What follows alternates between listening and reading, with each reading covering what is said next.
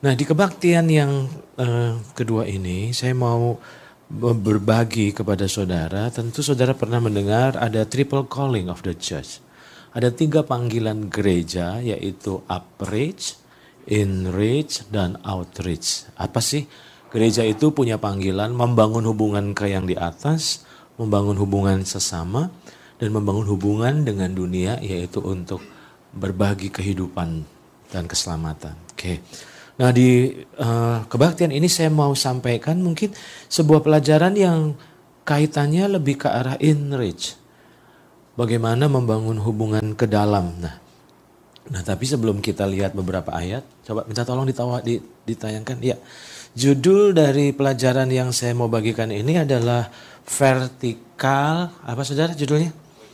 Horizontal. Nah, judulnya vertikal, horizontal. Mungkin judulnya kurang menarik, tapi coba kita belajar.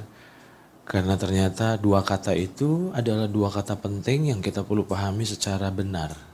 Nah, lihat dulu di sini. Ya, di mana-mana saya berjumpa dengan orang-orang percaya dan mayoritas dari mereka ternyata sedang memiliki kendala. Kendalanya adalah ini. Banyak orang percaya sedang dilanda kefrustasian karena kegagalan mereka dalam membangun hubungan dengan Tuhan. Berhenti dulu di sini. Kita sudah diajar bahwa pentingnya membangun hubungan dengan Tuhan. Setuju ya saudara? Kita tahu bahwa Tuhan itu sumber. Jadi membangun hubungan dengan Tuhan itu kita prioritaskan lah boleh dibilang.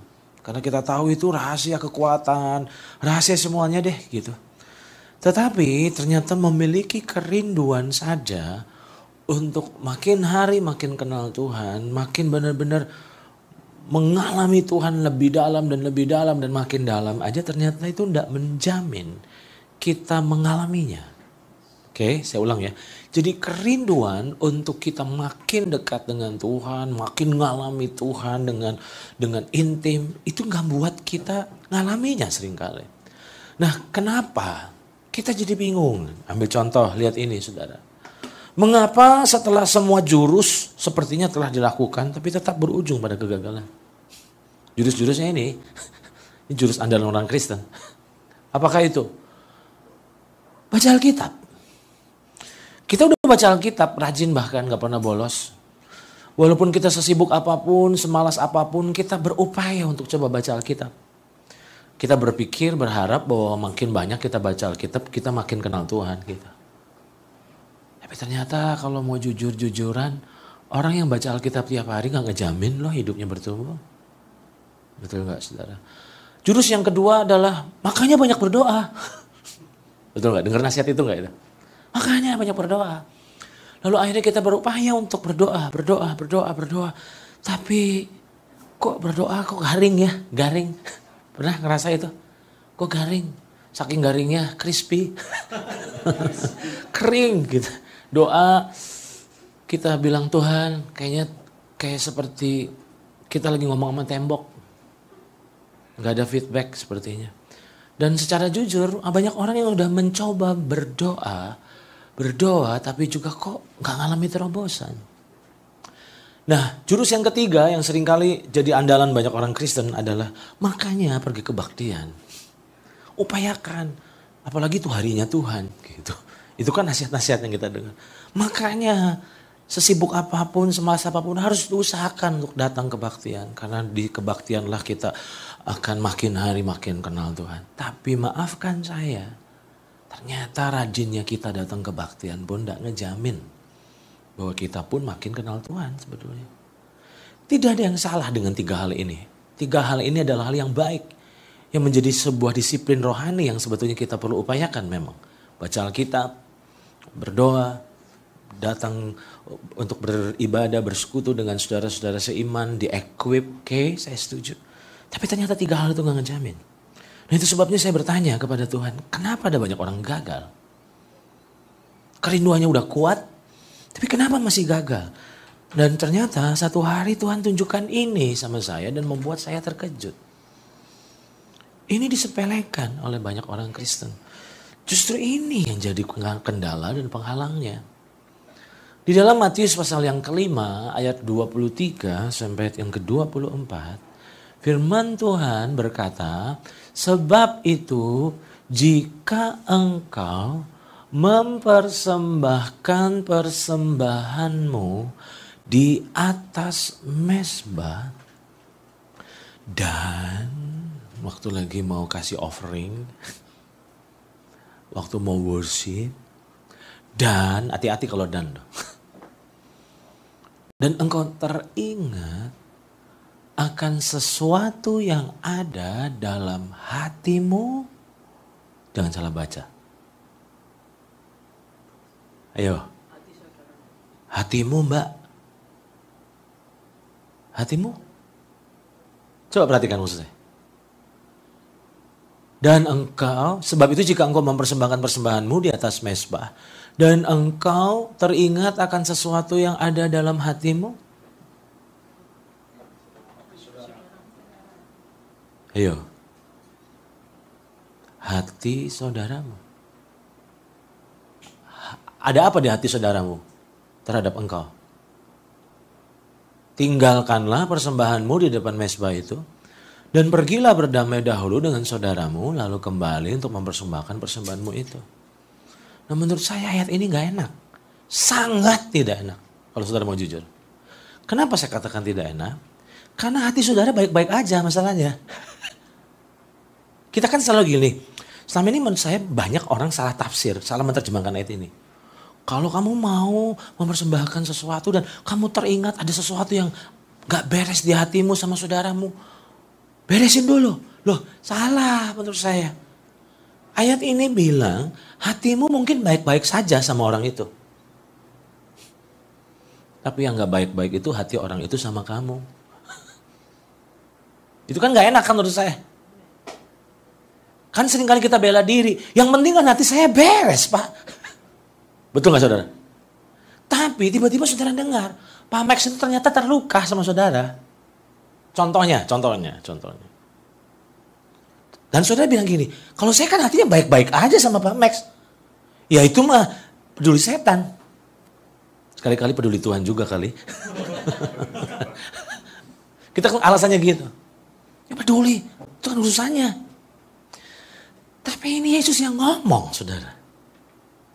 Ini Yesus yang ngomong, bukan Paulus, bukan Petrus. Derajatnya ini Yesus yang bicara loh. Mungkin saudara bilang, oh kalau Petrus yang Paulus bicara mungkin derajatnya ya derajat yang kedua, ketiga deh. Tapi ini Yesus yang bicara. Di dalam terjemahan The Message digunakan kata apa saudara? Place to worship.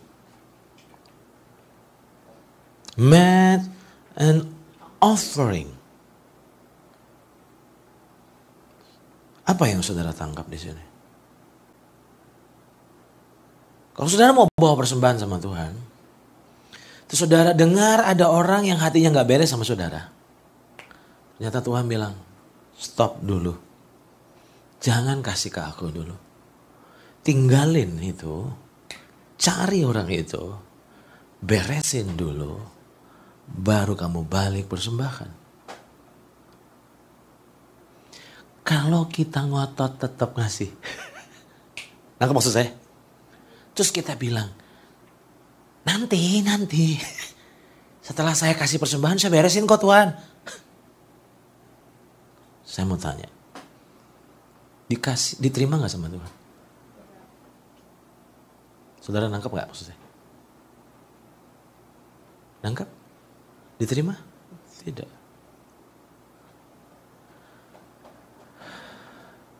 Sudahkah kita menghidupi ayat ini? Ini kalau kita menghidupi ayat ini, hidup jadi tambah rumit nih menurut saya. Karena ternyata ada banyak hubungan-hubungan yang perlu dibereskan. Dan masalah dari orang karismatik, saya pernah khotbah di YouTube, terus ada yang serang saya. Bapak jangan nyerang orang karismatik. Saya juga orang karismatik, masalahnya. Tapi maksud saya tujuan saya ngomong parahnya orang karismatik gini. Maksudnya gini, kita kan orang-orang karismatik itu kan gini. Yang penting itu Tuhan. Betul gak itu maksud saya? Yang penting itu hubungan dengan Tuhan. Saudara paham maksudnya? Nah, menurut saya ini tamparan keras buat orang-orang yang mengaku diri orang-orang karismatik. Oh, kita berkata yang penting Tuhan, Pak. Tapi bagaimana dengan ini? Lihat, saudara. Di dalam terjemahan bahasa Indonesia sehari-hari, diterjemahkan adalah gini. Oleh sebab itu, kalau salah seorang di antara kalian sedang mempersembahkan pemberiannya kepada Allah, lalu teringat bahwa ada orang yang sakit hati terhadapnya, hendaklah ia meninggalkan dahulu persembahannya itu di depan mezbah, lalu pergi berdamai dengan orang itu. Cilakanya orang itu ada di Indonesia, saudara. Tiket mahal ya pulang pergi. Bercanda, cuma bercanda. Tapi ternyata Tuhan bilang tinggalin dulu. Beresin dulu. Kabar baik. Kalau saudara mau beresin sama orang Indo, gak usah ke Indo. Tiket mahal. Apalagi corona. Susah. Cukup video conference. Cukup telepon. Cukup WA mungkin.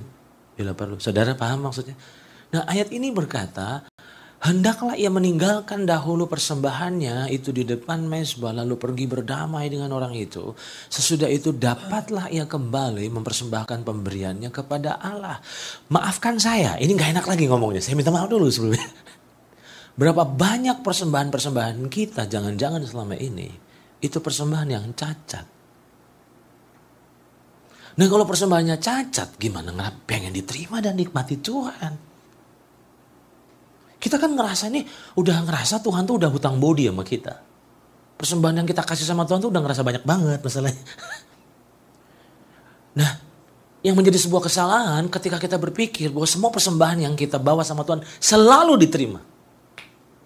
Tapi baca baik-baik ayat ini. Nah, kenapa sampai Tuhan paksa kita? Saudara nangkap maksud saya? Pokoknya kalau mau persembahannya diterima, beresin dulu. Setelah beresin baru kamu kasih persembahan, tak terima, tak nikmatin, gitu kan. Nah, sekarang pertanyaannya, kenapa sampai Tuhan harus push kita, paksa kita untuk membereskan? Jawabannya simpel. Tuhan tahu kelicikan hati kita masalahnya. Kalau nggak dipaksa, kita nggak akan beresin kok. Betul nggak maksudnya? Jadi Tuhan itu tekan kita dalam tanda petik secara halus gini. Kamu mau persembahannya diterima? Oke. Tolong beresin dulu. Kalau nggak mau beresin berarti jangan kasih persembahan. Karena nggak bakal diterima. Nah, saya mau kasih tahu, nggak enak lagi sama saudara. Persembahan saudara memang selalu diterima sama gereja ini. Tapi jangan saudara berpikir bahwa waktu saudara ngasih persembahan sama gereja ini selalu diterima sama Tuhan. Kalau gereja kan nggak pernah nolak persembahan ya. Ada gereja yang nolak persembahan? Kayaknya harus ada deh. Mulai dari tempat ini kali. Tapi ternyata Tuhan tahu liciknya kita nih. Nakal-nakalnya kita dalam tanda petik gitu. Kalau kita bilang, kan nanti aja. Sekarang tak terima aja Tuhan. Terima dulu. Nanti tak beresin. Pasti ditunda-tunda. Pasti ditunda-tunda. Betul gak saudara? Nah, waktu saya dengar, saya baca ayat ini. Waktu Tuhan singkapkan ini sama saya. Setujukah saudara bahwa ternyata Tuhan ingin kita menjadi pribadi yang proaktif atau berinisiatif?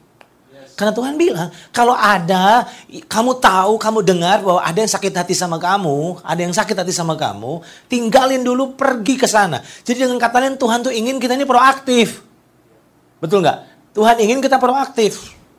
Nah, waktu saya renungkan ini, kenapa saya pilih judul vertikal horizontal?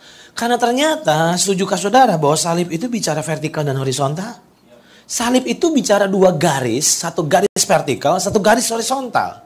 Jadi kalau saudara berbicara tentang salib, kekristenan itu lambangnya salib itu bicara tentang hubungan dengan Tuhan dan hubungan dengan sesama. Lihat ini, banyak orang percaya menurut saya mengutamakan hubungan dengan Tuhan tetapi mengabaikan hubungan dengan sesama. Betul gak itu saudara? Ini yang terjadi hari-hari ini. Makanya inreach kita lemah. Lu udah jangan ngomong outreach deh. Makanya kita frustasi kan. Kita udah ngomong, gereja harus pergi, gereja harus punya misi. Tapi problemnya, di dalam aja banyak yang gak beres. Betul gak saudara? Nah, banyak orang percaya menurut saya mengutamakan hubungan dengan Tuhan. Kita utamain batu kalau sama Tuhan. Pokoknya kita utamain deh. Tapi ternyata Tuhan bilang, kehidupan itu bukan bicara tentang hubunganmu dengan aku saja. tapi hubunganmu juga dengan sesamamu. Nah dengar, sekarang saudara ngerti kenapa ada banyak orang pengen makin kenal Tuhan, makin benar-benar bertumbuh, tapi nggak ngalami pertumbuhan yang signifikan. Merasa bertumbuh itu belum tentu bertumbuh loh.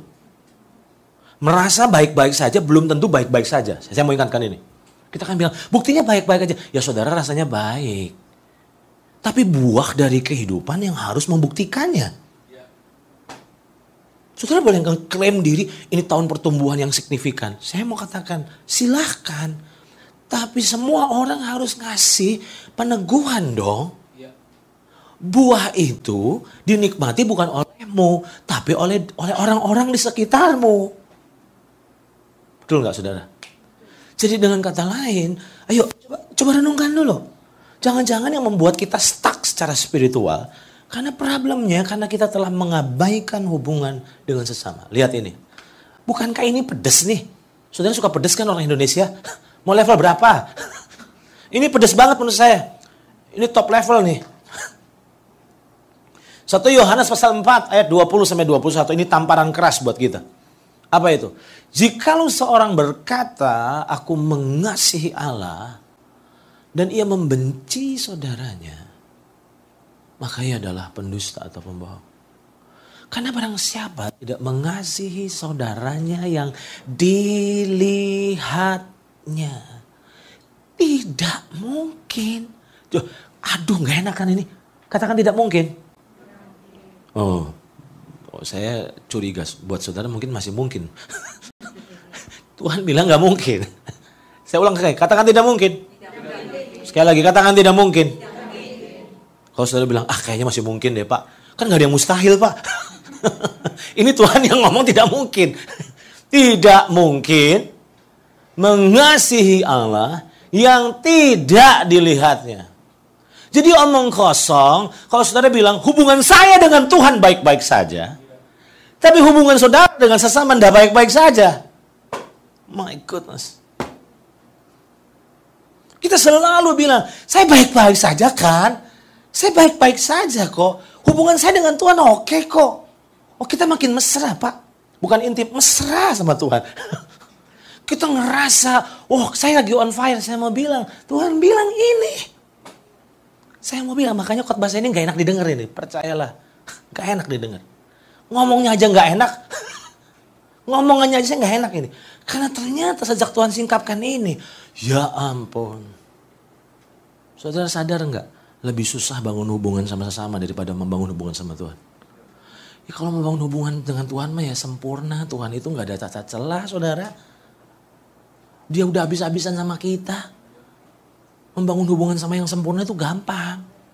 Yang gak mudah dan butuh penyangkalan diri dan kematian daging. Ketika kita membangun hubungan dengan orang-orang yang gak sempurna.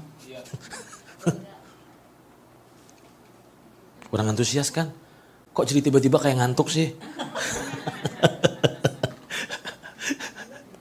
Saudara. Lihat ini. Kesimpulan saya di poin ini, bahwa Tuhan ternyata menganggap penting hubungan horizontal. Setuju saudara? Tuhan menganggap penting hubungan horizontal. Dari mana saya berani katakan ini? Dari mana? Dari ayat ini. Lihat ini saudara. Dari ayat ini. Ternyata dalam Matius pasal 22 ayat 36 sampai 39. Guru, satu kali ada seorang yang mengajukan pertanyaan kepada Yesus. Guru, hukum manakah yang terutama? Dalam terjemahan firman Allah yang hidup digunakan kata, guru hukum mana yang paling penting? Paling penting tuh mana sih guru? Kan hukum tuh banyak saudara. Jadi mereka tuh penasaran. Ini kalau yang paling dianggap penting tuh apa sih sebetulnya? Tolong kasih tahu dong guru. Nah perhatikan. Jawab Yesus kepadanya.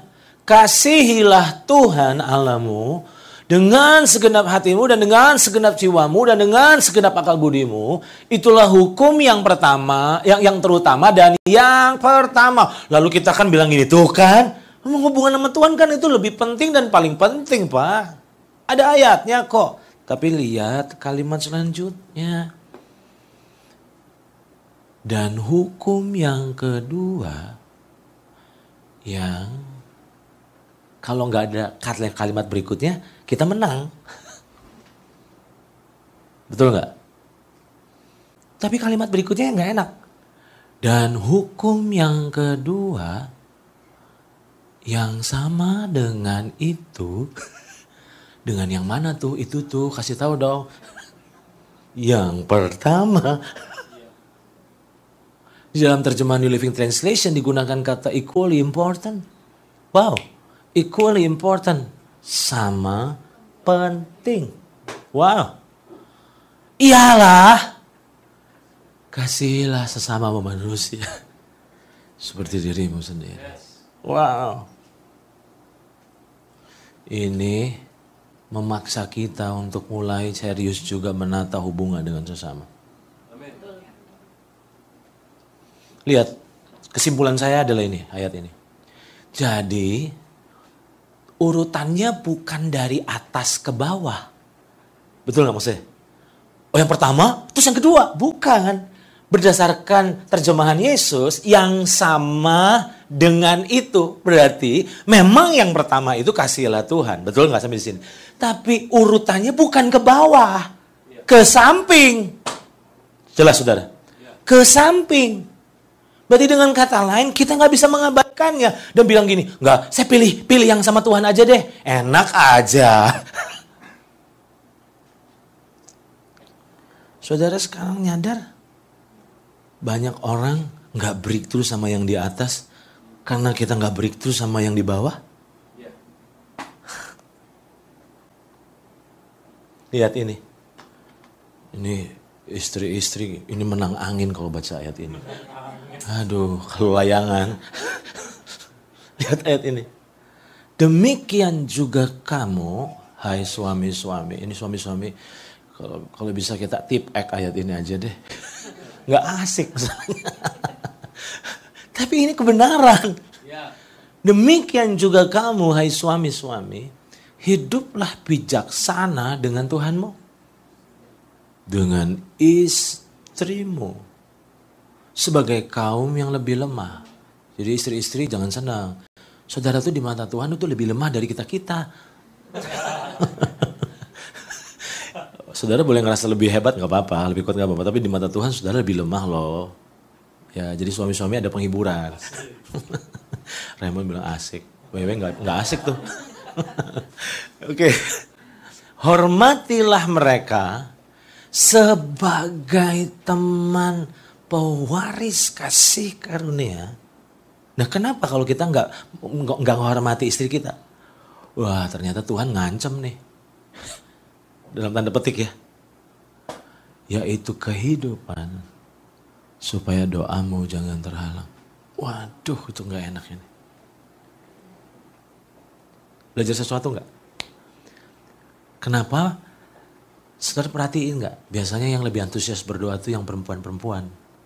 Yang istri-istri itu rajin berdoa. Kalau suami-suami malas berdoa, ya jelas. Karena doanya nggak ada hasilnya. Jadi malas. Udah doa nggak denger. Waduh, kita bilang kayaknya perlu ditambah puasa deh Pak. Ini suami-suami tambah puasa. Sehari nggak didengar. Kayaknya kurang. 3 hari. Saudara boleh dua puasa 40 hari. Tapi kalau saudara nggak mau beresin hubungan sama pasangan, Tuhan bilang doamu nggak bakal aku dengar. Jadi kembali saudara, bahwa hubungan vertikal itu juga ternyata dibangun dengan hubungan horizontal.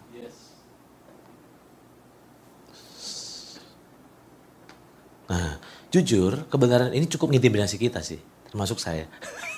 Aduh, silakan ya. Aduh, si ini. Wah, langsung aduh. Makanya hidup harus baik-baik aja. Jangan asal ngomong. Kalau asal ngomong, saudara, wah, pemberesannya banyak, Bu. Asal ngomong nyakitin orang jadi banyak yang disakiti, banyak yang berberesin. Makanya hiduplah harus bijaksana. Karena kita bijaksana aja tetap nyakitin orang kok seringkali. Nggak butuh sengaja. Jadi ini nggak enak banget nih kalau bisa nih sebenarnya. Nggak ada kebenaran inilah Bu kalau boleh. Tapi ini kebenaran. Nah lihat ini. Bagaimana caranya membereskan hubungan dong?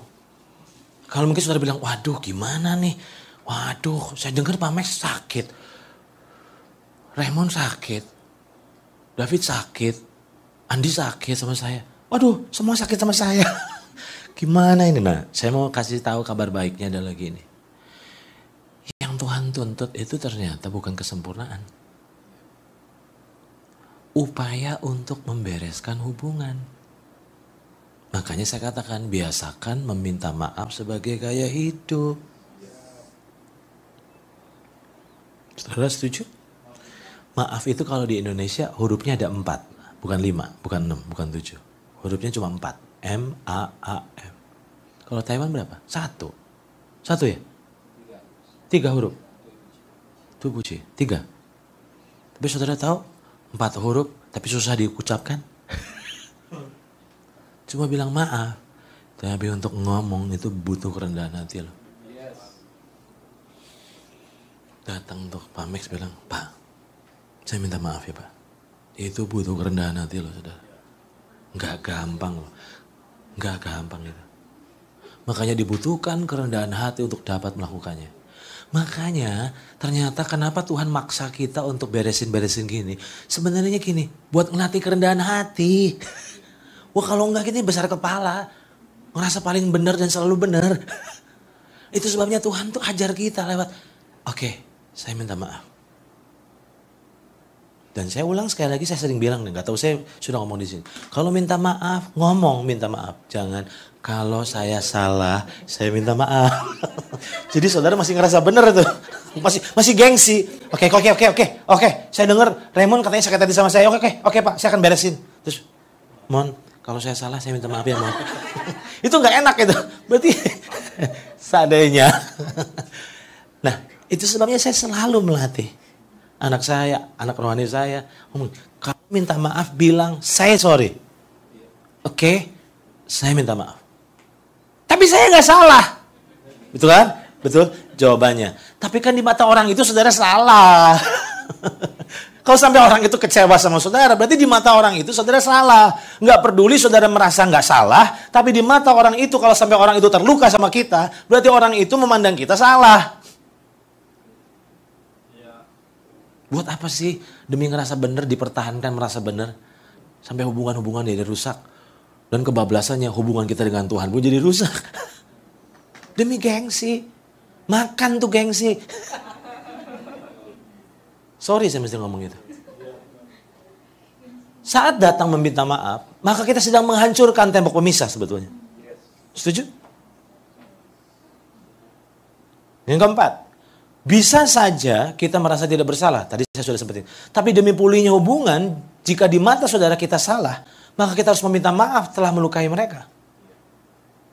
Saudara paham ya? Nah sekarang ada kabar baik buat saudara. Ini kabar baik. Haleluya. Kalau tadi kan gak haleluya ya. Kalau ini haleluya. Apa itu? Lihat ini. Ini kabar baiknya buat saudara dan saya. Apakah itu? Roma pasal yang ke-12 ayat 17 sampai 18 ini kabar baik.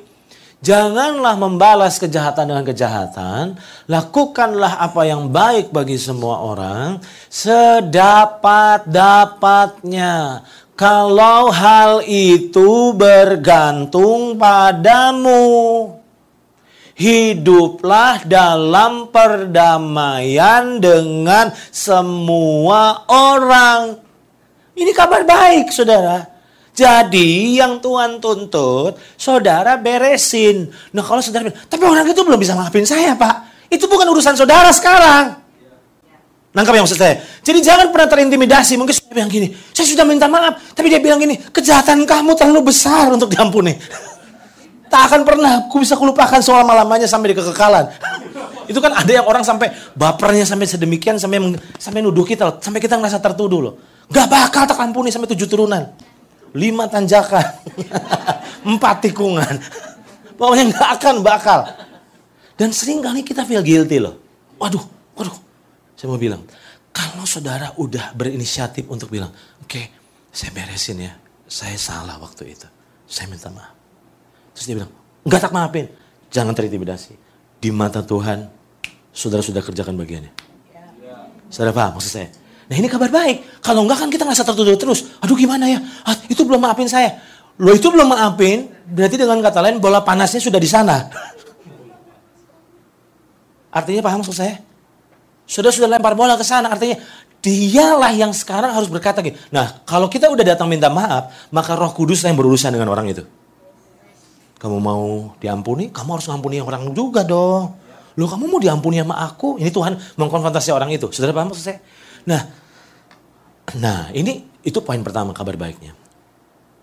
Ini kabar yang gak enak lagi nih, kabar gak enak. Kalau buruk gak boleh deh, jangan buruk-buruk nih, gak enak. Yang kurang enak lah. Ternyata kata pergilah berdamai dahulu dengan orang itu. Ternyata itu ndak cuma sebatas minta maaf. Kalau minta maaf tuh gampang. Tapi kata berdamai di dalam bahasa aslinya digunakan kata dialaso. Nah, kata dialaso itu digunakan kata to renew friendship with one. Jadi ternyata bukan sekedar memaafkan, tapi pulihnya hubungan seperti tidak pernah terjadinya konflik. Nah, kita kan, ayo coba, jujur-jujuran ya kita ini. Waktu saya kelas dengan Raymond, ya sih rekonsiliasi. Para penatua panggil, ayo pemberesan. Pemberesan, ayo minta maaf, saling minta maaf gitu kan. Saling minta maaf, maafin. Udah, maafin. Tapi sejak hari itu, kita jaga jarak. Saudara paham sih? Itu bukan yang Tuhan mau. Yang Tuhan mau, kata berdamai adalah seperti hubungan belum rusak. Kita kan selalu bilang, Pak, maafin. Tapi kalau suruh saya disakiti lagi kedua, ketiga kali, keempat kali, ke 100 kali, ya nanti dulu Pak. Nanti dulu. Enak aja. Sudah paham maksud saya? Nah, ternyata yang Tuhan mau adalah gini. Hei, berdamai. Coba lihat ini saudara. Saudara sadar gak cara iblis mensabotase hubungan manusia dengan Tuhan adalah merusak hubungan antar sesama? Saudara sadar itu? Dia tahu hubungan kita sama Tuhan itu susah dirusak. Nggak bisa dirusak dong. Betul nggak saudara? Karena kasih Tuhan sama kita itu benar-benar radikal. Nggak bisa diapa-apain. Hati Tuhan sama kita, hati kita sama Tuhan mungkin bisa berubah. Dan pasti berubah. Tapi hati Tuhan sama kita itu nggak akan pernah berubah. Saudara nakal, saudara benar-benar berontak, Tuhan tetap kasihi kok. Jadi untuk merusak hubungan antara manusia sama Tuhan itu susah. Yang dia rusak itu apa? Hubungannya dengan sesama. Karena iblis tahu hukumnya. Kalau hubungan dengan sesama gak mau diberesin, maka hubungan kita sama Tuhan terpending. Saya pakai istilah kata terpending. Betul gak? Terpending. Sampai Tuhan bilang beresin dulu, baru balik. Jadi dipending dulu kata Tuhan. Kita nggak ini, dipending dulu. Waktu saya renungkan ini, kenapa sih sampai iblis itu mensabotase hubungan? Jelas, lihat ini.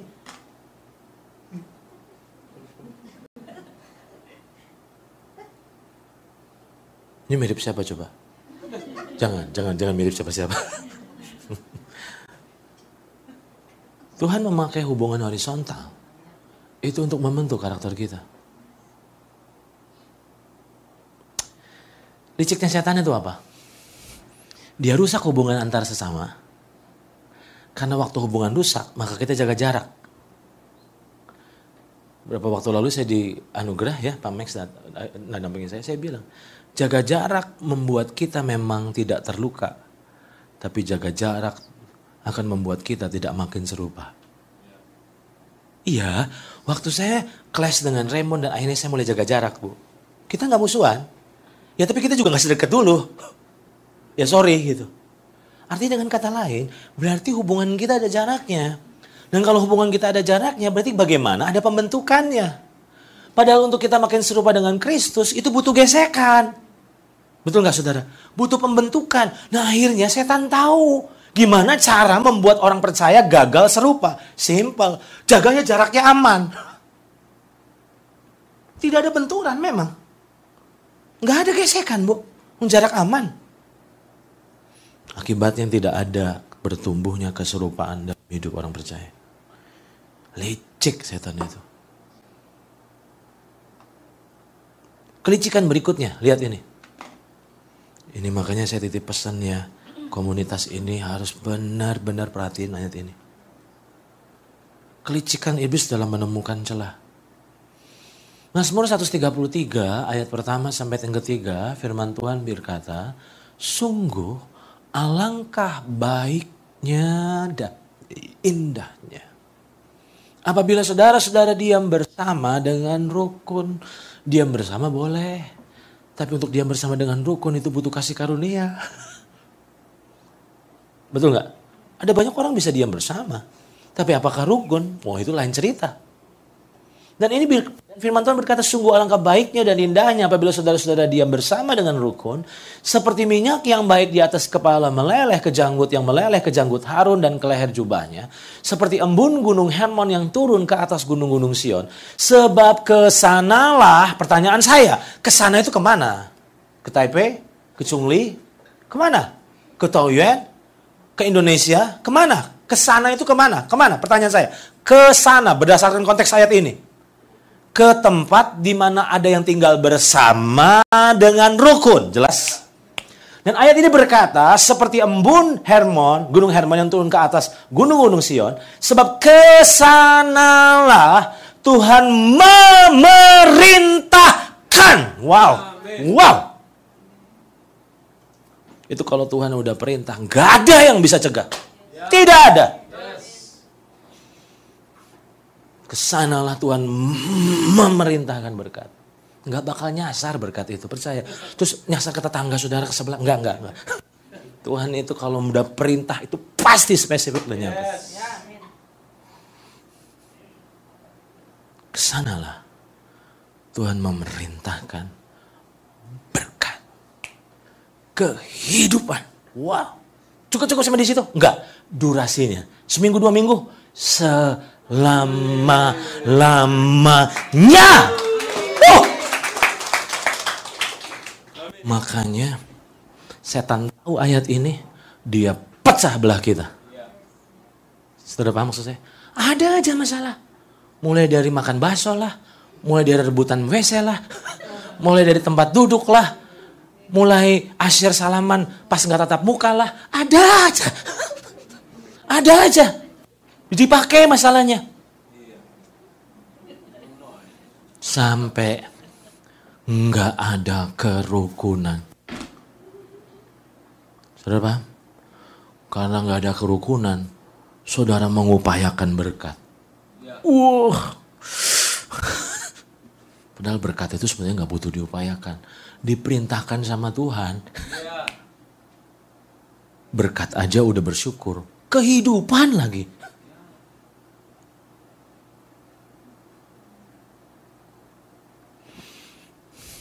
Saudara pengen kehidupan Tuhan meluap dan luber di tempat ini?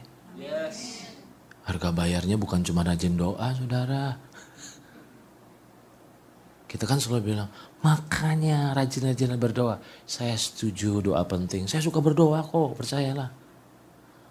Tapi untuk satu komunitas, satu rumah tangga, satu keluarga mengalami berkat kehidupan selama-lamanya, itu bukan cuma rajin doa ternyata. Ada kerukunan, Pak, Bu. Kerukunan.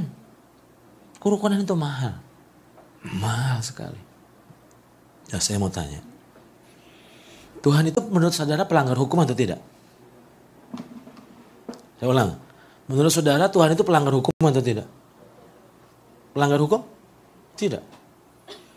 Saya mau tanya itu. Yang kedua, Tuhan pengen gak memberkati saudara sebetulnya? Pengen.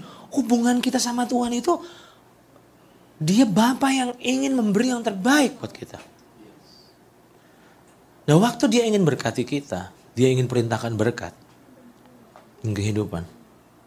Terus kita nyandar rukun, hubungan-hubungan rusak.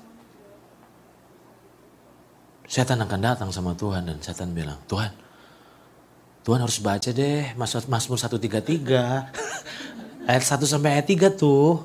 Kan Tuhan yang ngomong. Loh, gimana mereka bisa ngalami berkat dan kehidupan selama-lamanya?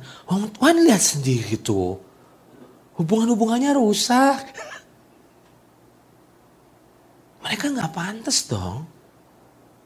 Saudara paham maksudnya? Tuhan paksa? Enggak. Bentuk kasih Tuhan itu apa? Kirim Roh Kudus.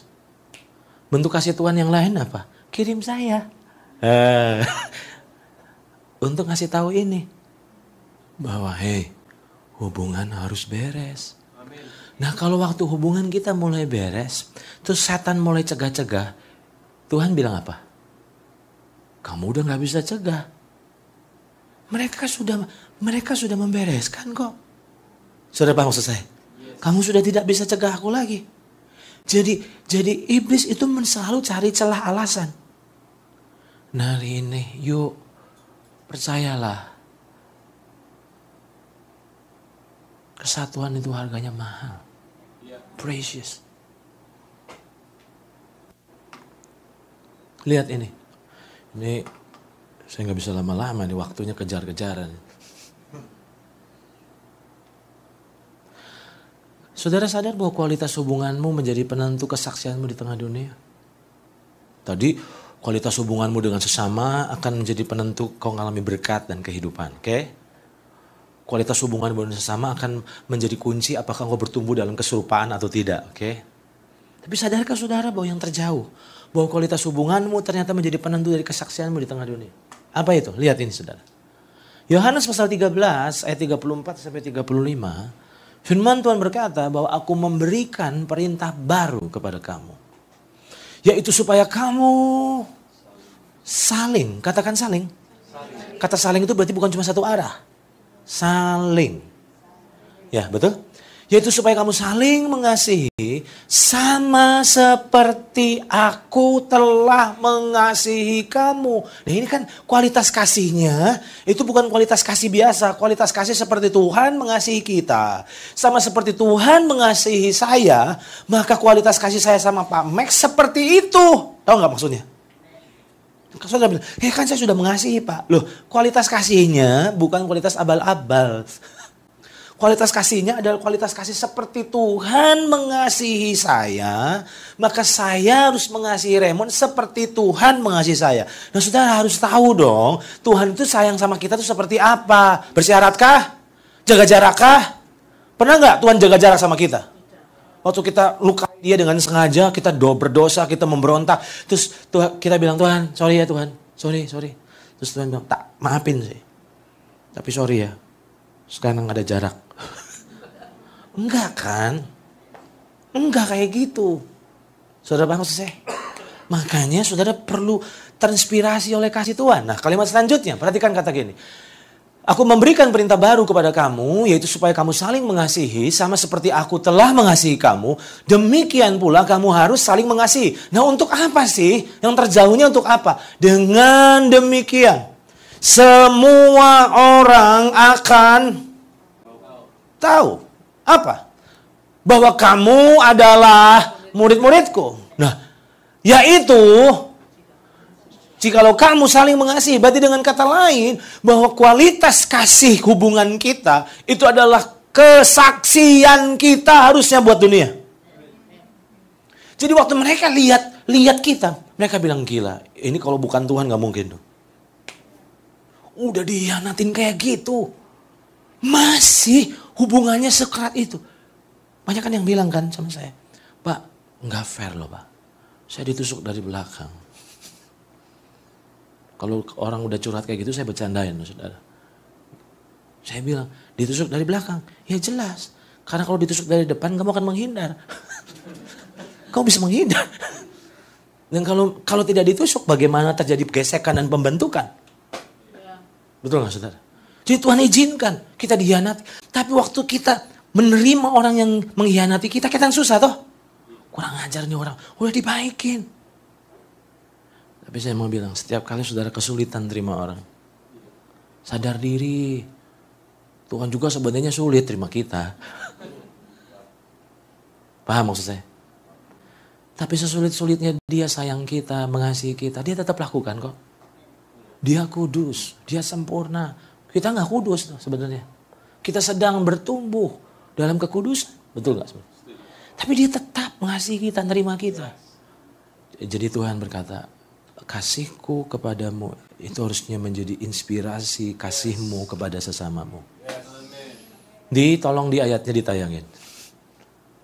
Tadi waktu pas pujian penyembahan kok saya ingat ayat ini. Jadi saya pikir saudara perlu baca. 2 Korintus 2 ayat 10. 2 Korintus pasal 2 ayat 10 dan 11. 10 dan 11. Perhatikan ini. 2 Korintus pasal 2 ayat 10 sampai 11. Sebab barang siapa yang kamu ampuni kesalahannya, aku mengampuni juga. Berarti ini bicara ada gesekan. Betul gak? Di jemaat Korintus. Jadi Paulus ingetin, ngampuni sama saling ngampuni. Sebab jika aku mengampuni, seandainya ada yang harus kau ampuni, maka hal itu kubuat oleh karena kamu di hadapan Kristus. Jadi alasan kita ngampuni orang itu karena pandang Tuhan, bukan pandang orang itu. Kalau pandang orang itu kita muntah. Bahkan kita bunuh loh. Saya ngomong agak vulgar. Itu kalau cuma pandang orang itu bisa-bisa kita bunuh loh. Mungkin terlalu jahat, terlalu apa sampai kita bilang, wah Pak ini harus dilenyapkan Pak.